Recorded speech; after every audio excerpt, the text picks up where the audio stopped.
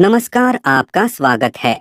दोस्तों, वास्तुशास्त्र के अनुसार पूजा घर भवन का सबसे मुख्य स्थान होता है। इसी स्थान से हमें सकारात्मक ऊर्जा प्राप्त होती है। इसीलिए भवन में पूजा घर का निर्माण करते समय हमें वास्तुशास्त्र में बताए गए महत्वपूर्ण नियमों का पालन अवश्य करना चाहिए। पूजा घर को हम अपने परिवार के रीति रिवाजों के अनुसार सजाते हैं और उसमें अपने आराध्य देवी देवताओं को रखते हैं। परिवार यदि बड़ा है तो जाहिर है कि सभी के अपने अपने प्रिय देवी देवता होंगे और परिवार का हर व्यक्ति अपने प्रिय आराध्य की प्रतिमा यहाँ वहाँ से ढूंढ कर लाता है और उन्हें मंदिर में स्थापित करता है।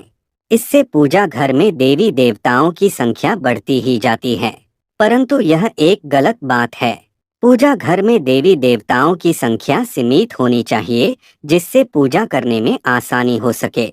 और भी कई ऐसी गलतियां हैं जो अक्सर अनजाने में ही हमसे हो जाती है और उन्हें लगातार नजरअंदाज करने पर हमें हमारी पूजा अर्चना का सही फल नहीं मिलता है। इसीलिए हमें पूजा घर में कुछ नियमों को अवश्य ही ध्यान में रखना चाहिए, जिससे हमें अपनी आराधना का सही फल मिल सके। आइए जान लेते हैं पूजा घर से संबंधित महत्वपूर्ण वास्तु नियम। सबसे पहली और बड़ी गलती जो अक्सर हम सभी से हो ही जाती है, वो है मंदिर को अस्वच्छ रखना। पूजा घर में मंदिर को, जिसमें आप भगवान को स्थापित करते हैं, कभी भी अस्वच्छ नहीं रखना चाहिए। साथ ही हमें भी पूरी तरह से स्वच्छ होकर ही पूजा घर में जाना चाहिए।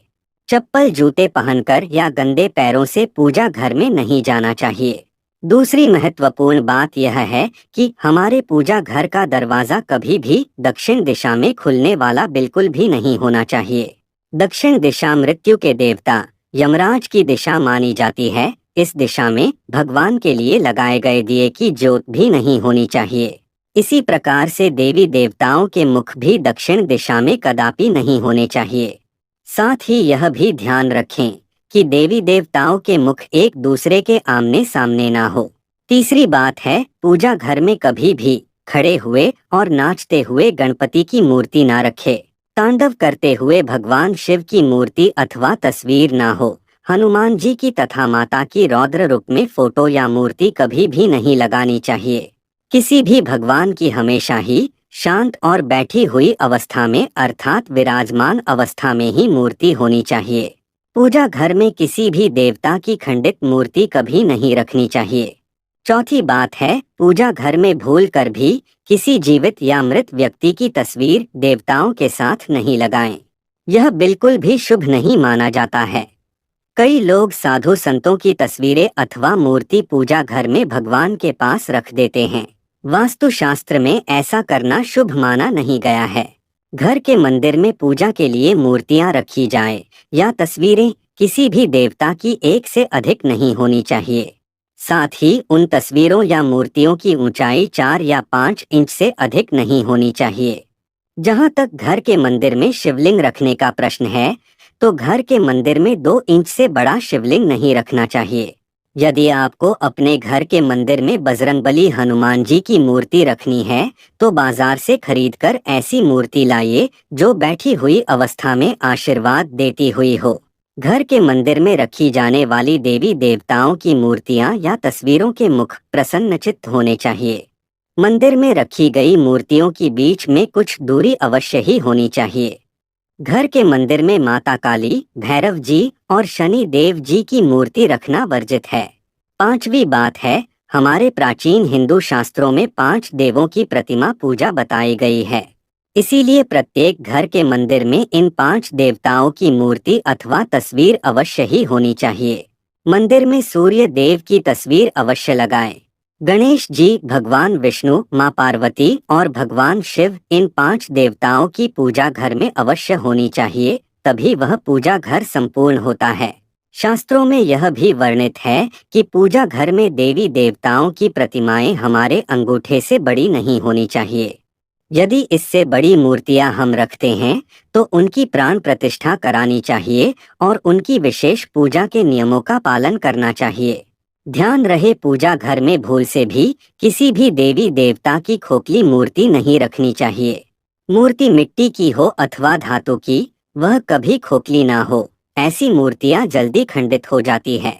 मंदिर में चित्र लगाते समय ध्यान में रहे कि देवी देवताओं के चित्र फटे हुए अथवा धुंधले ना हो। छठी बात है, घर में देवी देवताओं की उग्र प्रतिमाएं अथवा चित्र भी ना लगाएं। भगवान का जो रूप आपको प्रिय हो वही रूप आपके सामने होना चाहिए। देवताओं के उग्र रूप से मन में भय की स्थिति निर्माण होती है।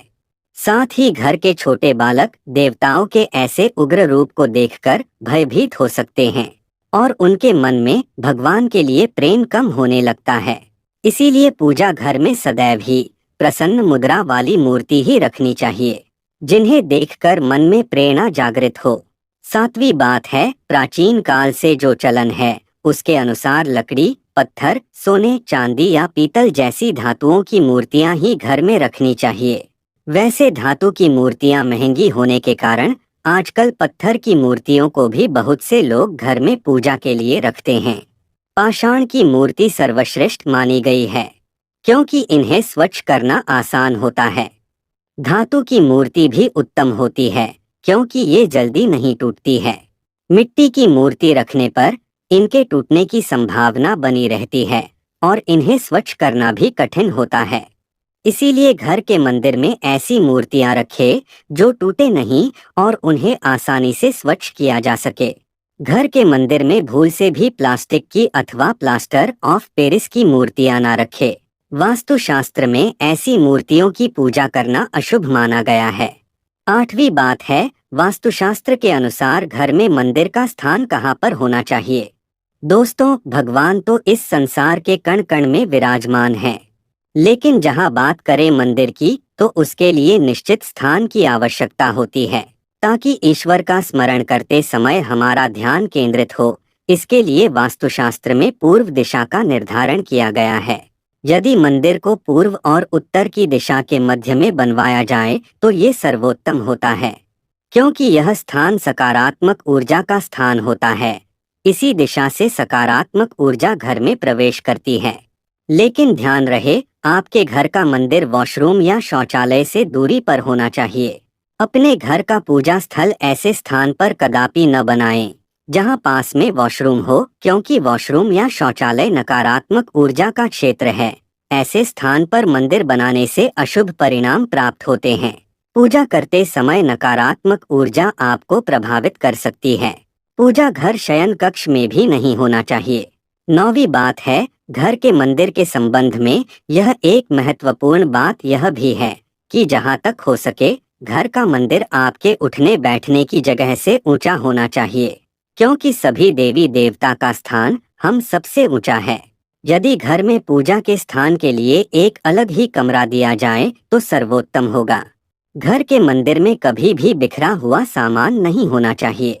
देवी देवताओं की मूर्तियां, पूजा सामग्री एवं अन्य धार्मिक पुस्तकें आदि अपने अपने स्थान पर रखी होनी चाहिए।